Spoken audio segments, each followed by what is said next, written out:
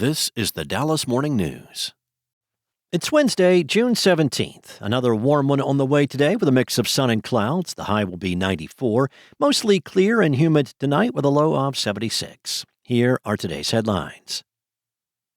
Imagine spending nearly $2,000 on World Cup tickets 7 months ago, being told you will not have the tickets until game day, and then 3 days before the match being told the tickets do not exist. Well, that's the fate of a soccer fan from Austin whose ticketing debacle represents the latest in a seemingly countless litany of alleged ticketing scams in the lead-up to the first Men's World Cup in the U.S. in 32 years.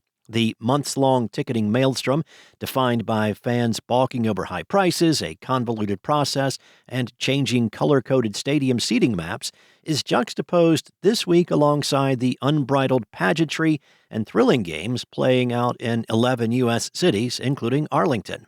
A striking split screen of controversy and competition.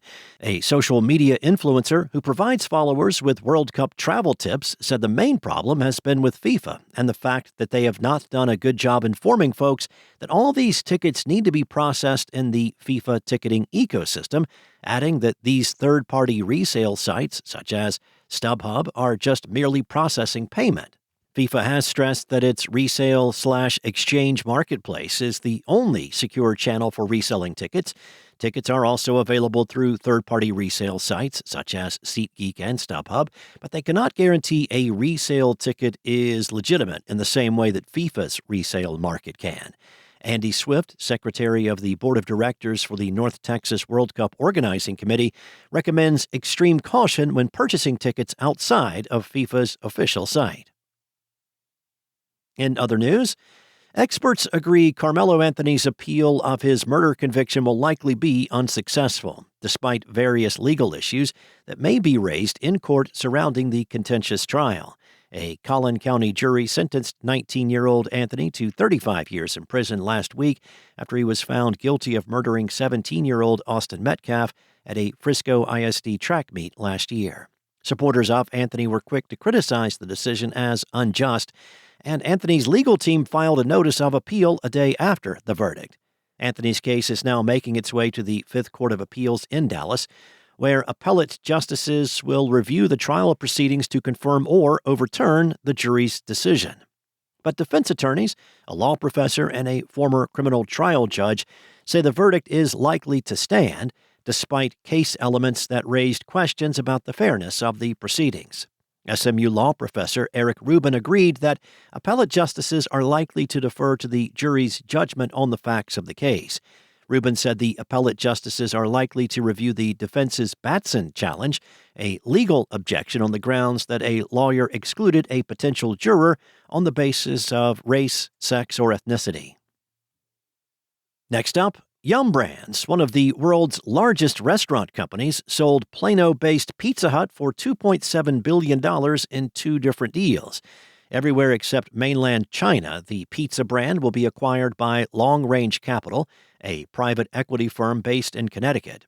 In mainland China, the brand will be acquired by Yum China Holdings, a Shanghai-based company that spun off from the larger Yum Brands conglomerate and now ranks as China's largest restaurant company. The blockbuster purchase deals came after Yum Brands executives undertook a months-long comprehensive review of strategic options for Pizza Hut. The nearly 70-year-old company and one of the world's most recognizable pizza restaurants has been struggling lately as some of its longtime rivals, including Domino's, have gained market share. And drivers in Dallas-Fort Worth could face traffic gridlock and slowdowns today as fans head to AT&T Stadium for the FIFA World Cup match between Croatia and England. The match is scheduled for 3 p.m., and fans are encouraged to arrive early, plan their routes ahead of time, and buy parking passes in advance. Traffic backups could form on major routes into Arlington, including Interstate 30, Interstate 20, State Highway 360, State Highway 183, State Highway 114, and the President George Bush Turnpike. North Texas saw major slowdowns Sunday during the first World Cup match in Arlington when the Netherlands played Japan. A crash on westbound I-30 at State Highway 161 in Grand Prairie shut down all lanes for a time before the scene was cleared by 4 p.m. With 9 World Cup matches, a fan festival, and the International Broadcast Center in Dallas-Fort Worth, transportation officials estimate more than 1 million additional visitors could come through the region during the tournament.